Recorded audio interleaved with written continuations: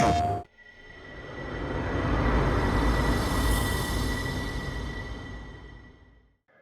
everyone, and welcome to my next video. Well, I've been playing Gran Turismo 7 for a while now. I've been really enjoying it. When I first started playing it, I felt a little bit let down by the game, but I think once you put in a bit of time and the game sort of unlocks as you progress, um, there's actually quite a bit of meat to the game. So yeah, I've really begun to enjoy it, and I'd say probably about halfway through the sort of story mode, I guess you call it, where you're going through the various books in the cafe. I really started to enjoy it a lot, and now obviously I've finished those books a little while ago now, but yeah, I'm actually quite enjoying the game now. Now at different stages, as you do, I went onto YouTube and decided to look up, fast ways to make money, or credits, whatever you want to call them. Obviously, credits the in-game currency. You need quite a bit of money to buy a lot of the cars in the game, if you're not buying second-hand cars, of course. And I came across quite a few, but the trouble with most of them was that you needed to buy a car and then tune it and go through all this rigmarole of getting it, and then you had to have a really, really good race. And even if you were, did it nearly perfectly, you might not win. And yeah, I don't know. I got a little bit frustrated with a few of those videos. Not that they're not great, and look, a lot of people love to get into the tuning side of it. I'm a little bit of a rookie when it comes to tuning. I think I have played every Gran Turismo. Probably early days I did a lot more of the tuning, probably Gran Turismo 3 and 4, which is the ones that I really love, but I have played, I've been gaming a long time, so I have played them all. But I haven't sort of played the last couple of Gran Turismos, but yeah, got back onto this one. And yeah, tuning isn't really my thing. I don't mind having a little bit of a play around, but what I was hoping to find a video was that one that you could actually make some easy money without bothering to have to tune, without having to do pit stops and change your tires, and just something fun, easy, and cruisy that you could, yeah, enjoy, make a lot of money out of, and yeah, just something simple. And that's what this video is. I'm going to show you an extremely extremely easy way to make some money. Now, I would say the end credits you're going to make out of doing this is going to be around the 750,000 mark. Now, that would be sort of minimum. I think if you did every race perfectly and didn't, you don't collide with any other cars, which is very difficult to do, you could actually hit the 1 million mark, I believe. But anyway, I'm going to show you a couple of cars that I use. One's a little bit of a cheaper option. One's a little bit more of an expensive option. Now, I love the more expensive, the more expensive option, and we are talking about a $1 million car here. But look, as I just said, with the amount of money you make on this, you pretty much make the money back for that car doing it once, and then you just have to do it a second time, and you're still $1 million ahead. Now, I've just completed the series, so while it was fresh in my brain, I thought, you know what, I'll do a quick little video for everyone out there just looking for something really easy to do. Now, you don't have to be a great driver to do this. You don't need to do any tuning. In fact, you basically don't even need to buy any extras for these two cars either. One of them I just did put a turbo one, I believe, and I don't think I really did much more to it, but we can have a quick look at them anyway. And the other car, all I did was buy some tyres, I believe. I don't think it needed anything.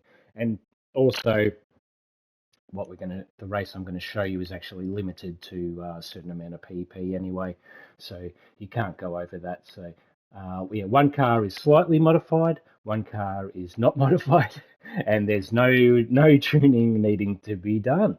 So as you can see, I've just got over 2 million credits now. what I do usually if I want some money is I do this race, and the race is right down the bottom corner here in the championships is the World GT Series Championship. Now you unlock this, I believe it would be at the end of the story mode, so it might be the last book, possibly the last book you do.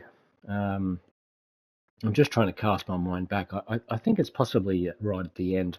It could be near the end. You have a couple of extra little pieces to do, but it's pretty much at the end of the story. So by the time you've done all the story mode, and it's quite enjoyable, and get all those cars, get a bit of experience, and as you can see, I've unlocked all the tracks there on Asia, Europe, and Americas. Yeah, you'll be able to go back and do some of these. Now, some of the lesser ones down the bottom here are quite fun, but you're not going to be earning too much money. But they are very easy and a lot of fun, and don't take too much commitment.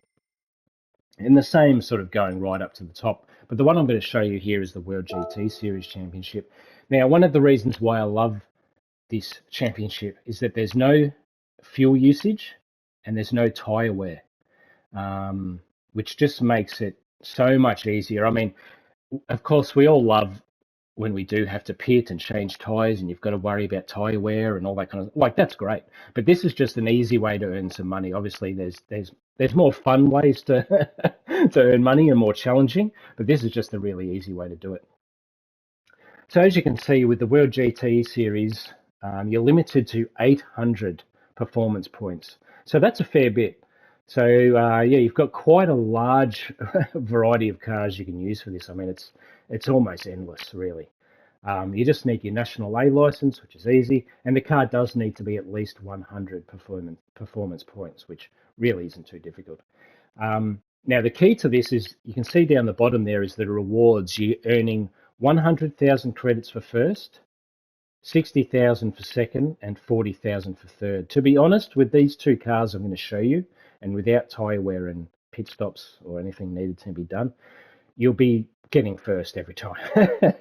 It's not really super challenging.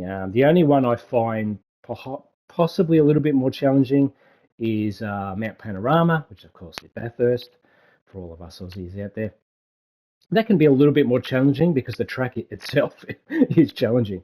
And right at the bottom is Nürburgring. But anyway, let's have a look at a little bit more detail here of the races. So you've got, as you can see, number one here, you've got Deep Forest Raceway, which is a really great track. It's really quick. It's not a long track. It's really fun. It's got a bit of challenge to it, but it's got a nice straight and stuff. And yeah, really nice looking track. And I think all of these tracks, I think race 1, race 2, race 4 is 5 laps. Race 3 is 3 laps because it's quite a long track, the 24-hour. And the Nürburgring is 1 lap. So yeah, you've got Deep Forest Raceway. You've got the Franco, I always say Franco Champs. I don't know how you want to call it, but yeah, that's a really cool track and a little bit challenging. You've got the 24-hour De Mons one, which is awesome. I love this track. Love race 3. And race 4 is, of course, Bathurst. Who doesn't love Mount Panorama? It's a great track and it's beautiful as well. And that race in particular, you start off in the daylight and you finish with the sun gone down and it's night. And it's just fantastic. Such a cool race. And last of all is Nürburgring. Now, this one you actually start in the AM when it's dark, and you drive through. When you finish the race, it's morning, so there's obviously the sun's come up and it's a little bit brighter. Now, I think if I remember correctly, race 3 has some rain that pops up during it. Now, of course, there's no pit stops in this, so it doesn't really hit you too hard with wet weather. Some of the other races do that because they make you change your tyres. But I think you get a little bit of rain in that race from memory, which sort of does make it a little bit more fun. But all the rest are dry races. So I'm going to show you a little bit of Nürburgring now, just some of the highlights of how it looks from my last race, which I just did, and from the replay, and just giving you a little bit of look at the different times you'll be racing.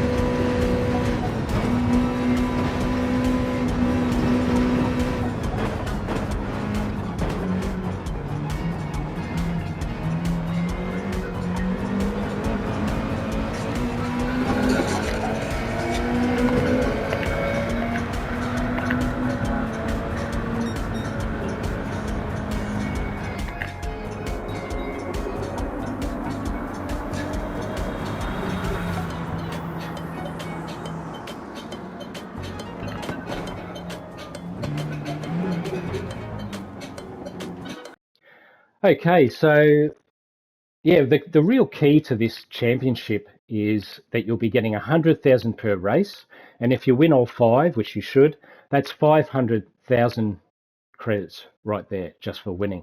And if you can have a clean race, um, which I'll show you now, you can get 150,000 points.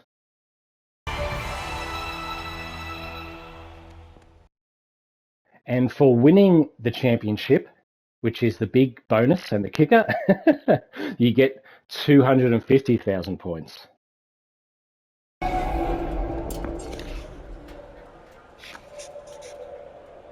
So as you can see, it's well worth doing. You know, okay, you can get up to 1 million, but you know, you're looking at basically $750,000. It's great fun. It's not too challenging, but of course, going by which car you choose, you can make it more challenging for yourself.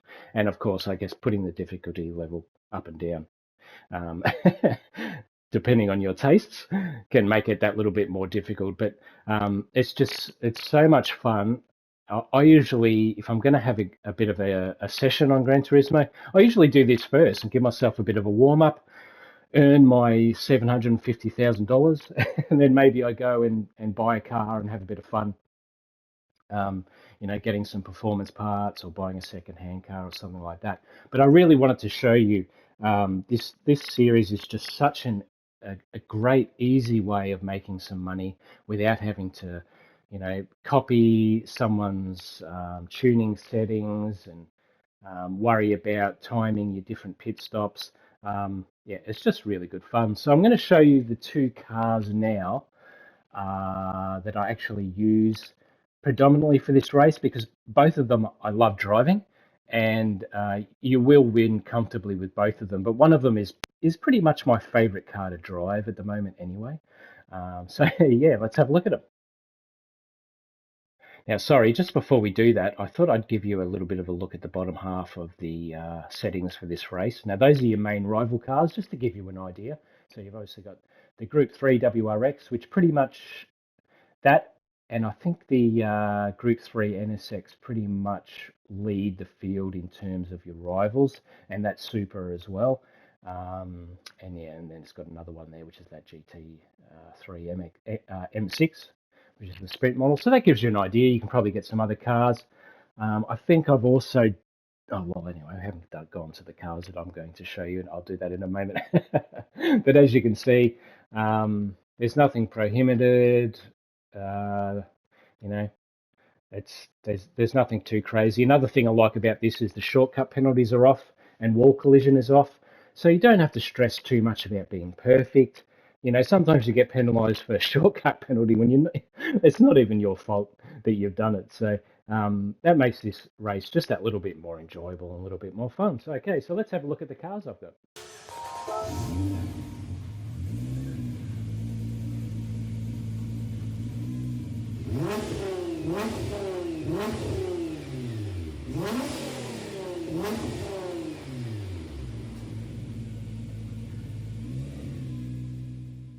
All right, well, I thought I'd let the car do its thing there, first of all. Now, this is one of the cars I splashed out on reasonably, I'd say reasonably early on, just because I'm a bit of a Nissan fan. But really love this car. The handling is great. It's as you can imagine, it's quite fast, but it looks awesome and sounds awesome. And it really doesn't need much work done to it to, yeah, make it a brilliant car. So it is the GTR Nismo GT3, and it's a 2018 model. Now I'm going to just double check for you now. We'll have a look any performance parts that I've put on. Okay, so it looks like I did get a few parts. I'm not sure. I mean, it says purchased. Sorry, this has been a long time since I bought this car. So I'm wondering if I did purchase those or whether it comes with it. But I think if it comes with it, it says like NA or something. But I do know, no, I'm 99.9% sure I did buy this medium RPM turbocharger for it. Now, as you can see, the race is limited to 800. It comes well underneath that. I think maybe once you get to the ultimate category, you might be able to put some more parts on it. But generally, you don't really need to with this car. It's yeah, it's just so good. And here's the car itself when you go to buy it in Nissan. Now, as you can see, it's 600,000 credits. Now, you might say that is quite a bit. There's probably other cars you can probably spend, you know, maybe 300 to 400 on and still do this race pretty comfortably, I think. But this car is just absolutely brilliant. I love it. And it comes in a couple of color options. As you can see, I bought the one on the right there. But you can also get it in the nice white, which looks really nice. And I think one day, if I just had a lot of money, I may just buy it in the white also. But I really, yeah, just love this car. It's fantastic. And as you can see with the price, if you just do this championship, you'll get your money back and then some. So yeah, really recommend this as my cheaper option to do that race.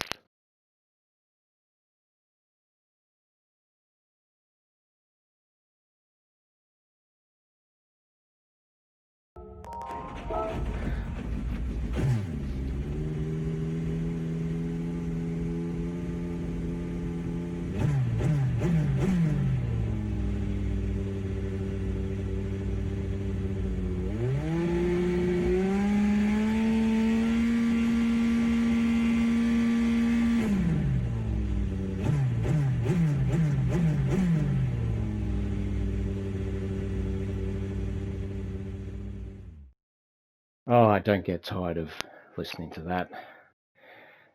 Now, of course, it's another Nissan, just for something different.